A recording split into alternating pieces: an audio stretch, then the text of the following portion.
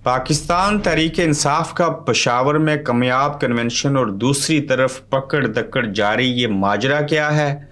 कैदी इमरान खान और आज़ाद नवाज शरीफ, इन दोनों में से बहादुर कौन है? मंजूर पश्तीन मुश्किल में, फ़ौज को तलब कर लिया गया, उसके ऊपर एतराज़ात उठा दिए गए, इमरान रियाज का बड़ा पोल, सारे एक्सपोज हो गए। आज की इस गोरखधंधा में इस पर बात करेंगे। अस्सलामुअलैकुम, आप देख रहे हैं गोरखधंधा। अबरार कुरैशी आपसे मुखातिब हूँ। पेशावर के अंदर गुज़श्ता रोज़ कन्वेंशन करवाने की, आज कन्वेंशन करने की इजाज़त मिली और आज कन्वेंशन हो गया। शेर अफजल मरवत साहब गए, किसी ने रोका नहीं टोका नहीं, वहां पहुंच के तकरीर भी कर दी। कामयाब कन्वेंशन हुआ, शॉर्ट नोटिस पे हुआ। कारकुनों ने कहा कारकुन जिंदा है, वर्कर जिंदा है, इमरान खान जिंदाबाद। लोगों के अंदर जोश था, वलवला था, और केपी के पूरे में जितने भी कन्वेंशन हुए उसमें बड़ी और वाज़िया तादाद में लोगों ने इमरान खान का साथ दिया और उसमें शामिल हुए और अपने जज्बात दिखाए। मगर एक तरफ कन्वेंशन की इजाज़त मिल रही है और दूसरी तरफ लोगों को पकड़ा जा रहा है। और ये इजाज़त क्यों मिल रही है और दूसरी तरफ पकड़ा क्यों जा रहा है, पहले हम पकड़ने के ऊपर आते हैं और दूसरी तरफ इजाज़तनामा जो है, इसके पीछे साजिश कौन सी है उसके ऊपर भी बात करते हैं। शेखुपुरा से तहरीक इंसाफ के रहनुमा सरदार सरफराज डोगर के गाँव और शहर दोनों घरों में रात गए, पुलिस की भारी नफरी ने रेड की और दरवाजे तोड़कर घर के अंदर दाखिल होकर चादर और चार दीवारी का तकद्दस पमाल किया और तोड़ फोड़ की। सरफराज डोगर वहां मौजूद ना थे तो उनके भतीजे साजिद जुल्फकार डोगर और 4 मुलाजमीन को गिरफ्तार करके ले गए, नामालूम मकाम पर मुंतकिल कर दिया गया। जुर्म यह है कि तहरीक इंसाफ छोड़ने को तैयार ही नहीं हो रहे। अब एक तरफ पकड़ दकड़ है, उसी दिन आप कन्वेंशन की इजाज़त दे रहे हैं, दूसरे दिन कन्वेंशन हो रहा है, साथ में गिरफ्तारियां हो रही हैं। सवाल ये है कि ये आखिर कन्वेंशन की इजाज़त क्यों मिली? वो इसलिए कि वो देखना चाहते हैं, वो सियाने लोग हैं, उनकी ये पॉलिसी है कि देखो लोग क्या कहते हैं, कितने जज्बात हैं, इतना पकड़ा, इतना मारा, कुचल दिया, फिर भी पाकिस्तान तहरीक इंसाफ के कारकुन और तहरीक इंसाफ कितनी बाकी है और इमरान खान से लोग कितनी मोहब्बत करते हैं। तो इस पैमाने को मापने के लिए, जांचने के लिए, जांच पड़ताल के लिए ये कन्वेंशन की इजाज़त दी जा रही है और देखा जा रहा है कि लोग कौन कौन कहाँ कहाँ कैसे आते हैं और क्या चीज़ें हो रही हैं। और वहीं पे उनकी टांगें भी कांप रही हैं। क्यों? उन्हें पता हो इसके साथ इतना कुछ कर चुके हैं, उसके बावजूद ये जो हैं बाज नहीं आते। लेकिन सवाल ये है, आप कितने लोगों को पकड़ेंगे? आप पकड़ पकड़ के थक नहीं रहे? वो गिरफ्तार हो के थक नहीं रहे? अगर वो थक भी जाएं, नीयत खराब हो जाए, दूसरी पार्टी में चले जाएं, लेकिन आप थोड़े से चंद हजार या चंद लाख, 25 करोड़ में से 70% कोई मान लें इमरान खान के चाहने वाले हैं, तो ये 17-18 करोड़ को कैसे मैनेज करेंगे? भाईजान, मोहब्बत, प्यार और इश्क अंधा होता है, उसके सामने कोई आग कोई पानी नहीं ठहर सकते। तो ये बात आपके सर के ऊपर से गुजर जाती है, आप इसको महसूस नहीं करते। देखते जाइए, सुनते जाइए, आगे बढ़ते हैं। पिंजरे में कैदी इमरान खान और आज़ादाना घूमने और फिरने वाले नवाज शरीफ, दोनों में से दलेर कौन है? सच बोलें, महसूस करने की हिस्सों को इस्तेमाल में लाएं, मुनाफकत, बुग़्ज़, अनाद और हसद से पाक हो के आप भी बताएं दलेर कौन है। लेकिन मेरा भी हक बनता है कि आपको बताऊं। हम सबसे पहले नवाज शरीफ साहब की दलेरी बताएंगे। मुझे बहुत अच्छे लगे थे जब गुजरांवाला के जलसे में कहा था, हाँ मुझे क्यों निकाला, अच्छा सवाल था। फिर कहा वोट को इज्जत दो, मैंने नवाज शरीफ साहब का साथ दिया।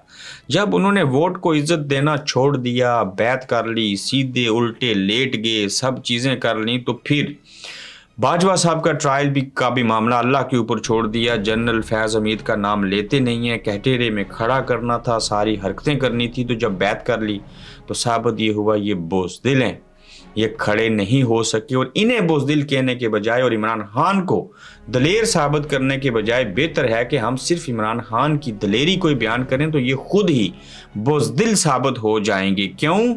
इन्होंने डील की है। इमरान खान दलेर ऐसे है कि इमरान खान जेल में 123 दिनों से है और 121 दिनों के बाद मीडिया के साथ बातचीत की और उसमें क्या कहते हैं, मैं मर जाऊंगा, मैं जान दे दूंगा आवाम के लिए, आवाम मुल्क और कौम के लिए, लेकिन इनसे डील नहीं करूंगा, जो हो सके बर्दाश्त करूंगा, ये जो मर्जी कर लें।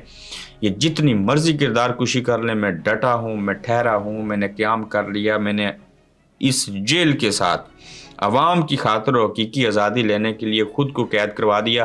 تو جب عمران خان کے بارے میں کہتے تھے ایک دن ہی نکالے گا، نشہ کرتے اور 121 دن گزار گیا، اب تو آپ کو شرم اور حیا آنی چاہیے نا۔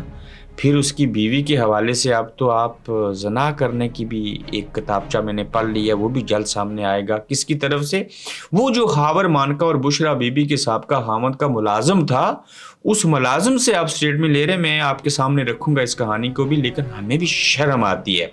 یہ کتنے نیچ لوگ ہیں، عورتوں سے کتابیں لکھواتے ہیں عمران خان کے بارے میں، عوام پھر بھی جو ہے قبول ہی نہیں کرتے اس چیز کو۔ بھائی آپ سر پہ قرآن رکھ کے بھی آپ کو ہو نا، آپ اتنے ننگے اور گنجے اور بغیر کپڑوں کے سڑکوں کے اوپر عوام کے سامنے گھوم رہے ہو کہ آپ کو شرم نہیں آ رہی، عوام آپ کی باتوں میں نہیں آئیں گے۔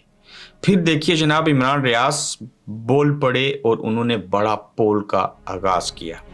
ہوا کچھ یوں کہ بلے کو بیلٹ پیپر سے نکالا گیا تو ووٹ کس کو دیں گے؟ نواز شریف صاحب کو، زرداری صاحب کو، مولانا فضل الرحمان صاحب کو، یا کسی کو بھی نہیں۔ یہ بڑا منفرد سروے ہے۔ اب عمران ریاض سب کو پتہ ہے پاکستان تحریک انصاف کے حامی ہیں، وہی عمران ریاض جو بول نہیں سکتے، وہی والے عمران ریاض جو کچھ عرصہ پہلے قید تھے اور عمران خان کے ساتھ ان کا بڑا شغف ہے، لگاؤ ہے۔ تو عمران ریاض کے پیش کے اوپر اگر یہ ٹوٹل میں سے 45% اس کا رکھ لیں تو اگر یہ کہتے ہیں جی کہ 5% نواز شریف کو ووٹ دیں گے، 1% زرداری صاحب کو ووٹ دیں گے، بڑی بات ہے جی، 1% مولانا فضل الرحمان صاحب کو ووٹ دیں گے، 93% ووٹ نہیں دیں گے کسی کو بھی، جائیں باہر میں کیوں، بلہ یا پاکستان تحریک انصاف الیکشن سے باہر ہوگی تو ہم ووٹ کسی کو نہیں دیں گے، 93% لوگ کہتے ہیں۔ اب چونکہ عمران ریاض جو ہیں وہ پاکستان تحریک انصاف کی سپورٹ کرتے ہیں تو اس میں سے نصف لوگ جو ہیں وہ ہم 45% یا اس کا نصف کر لیتے ہیں، نصف بھی کریں تو 47-46 بنتے ہیں، ہم 45% رکھتے ہیں۔ تو اگر اتنے فیصد لوگ جو ہیں وہ الیکشن کا بائیکاٹ کر دیں گے تو باہر میں جائے آپ کا الیکشن، اس کے نتائج کو کون مانے گا اور کون تسلیم کرے گا؟ تو یہ سب سے بڑا سروے ہے کہ ہم کسی کو ووٹ نہیں دیں گے، باقی ٹھہرے 5%، 1%، پھر 1% اور 93% کا مقابلہ نہیں کر سکو گے۔ اب دیکھیے جی، عام انتخابات فوج کی نگرانی میں ہونے چاہیے، فوج طلب کیا انتخابات صاف اور شفاف ہو سکیں گے؟ حلقہ بندیوں میں دھاندلی جاری ہو چکی۔ ایک تو بھائی سیدھی سی بات ہے، انتخابات فوج کی نگرانی میں ہونے چاہیے، کسی صورت نہیں ہونے چاہیے، یہ ایسے ہی ہے جیسے دودھ کی رکھوالی بلا۔ دوسرا، حلقہ بندیوں کے حوالے سے علی محمد خان کہہ چکے ہیں کہ تاریخ میں ایسی دھاندلی حلقہ بندیوں میں نہیں ہوئی جس طرح سے اب کی بار ہو رہی ہے۔ تو پلان ہو چکا، آغاز ہو گیا، امپلیمنٹیشن ہو رہی ہے اس کے اوپر، اور یہ ثابت کرنے کی کوشش کی جا رہی ہے کہ ہم کر تو حلقہ بندیاں رہیں، لیکن بیہائنڈ دا سین حلقہ بندیاں ایسی ہوں گی جس میں تحریک انصاف ہار جائے اور باقی لوگ جیت جائیں، پھر بھی تحریک انصاف جیتے گی۔ جتنے مرضی حلقوں کو آپ انڈیا میں لے جائیں، لوگوں کے بس میں ہوا تو وہاں جا کے بھی ووٹ دیں گے۔ حق بات مت کہنا، مارے جاؤ گے۔ منظور پشتین مشکل میں آگے۔ منظور پشتین کے بارے میں بات کریں تو وہ جس بلوچ قبیلے سے، جس علاقے سے پختون سے تعلق رکھتے ہیں، جہاں سب کی بات کرتے ہیں، وہ یہ کہتے ہیں ہمارے جو مدنی وسائل ہیں، مدنیاتی وسائل ہیں ان کے اوپر ہمارا حق ہے، ہمیں اس کا حصہ دیا جائے، ہمیں ہمارے حقوق دیے جائیں، ساری چیزیں کی جائیں۔ وہ کہیں جا رہے تھے بلوچستان کی طرف تو پولیس نے ان کے اوپر سیدھی فائرنگ کی، پھر ان کو گرفتار کیا، خبر پھیلائی گئی، بات دکھائی گئی کہ وہ کہیں جا کے چھپ کے تھے کسی گودام میں، تو وہاں سے ہم نے ان کو گرفتار کیا ہے۔ یہ منظور پشتین جیسے لوگ گوداموں میں نہیں چھپتے، یہ اچھے لوگ ہیں، دلیر لوگ ہیں، اپنی کمیونٹی کے لیے آواز اٹھاتے ہیں۔ ہاں ان میں کچھ خوبیاں اور خامیاں کا تسلسل تھوڑا اور زیادہ ہو سکتا ہے، تاہم وہ ڈٹے ہیں، گرفتار ہوئے ہیں، ہتھ کڑی پہنی ہے۔ یہ تماشا اس سے قبل بھی ہم نے دیکھا، اب بھی دیکھ رہے ہیں۔ یہ آج کا گورکھ دھندا تھا، اپنا خیال رکھیے گا، کوشش کریں گے دوسرے ایپیسوڈ میں ہم پھر آپ سے ملیں گے۔ انجینئر محمد علی مرزا صاحب کا مکمل انٹرویو کل آپ Gorakh Dhanda with Abrar Qureshi YouTube channel جو ہے اس کے اوپر آپ دیکھ سکیں گے۔ آپ دیکھ رہے ہیں گورکھ دھندا ابرار قریشی کے ساتھ۔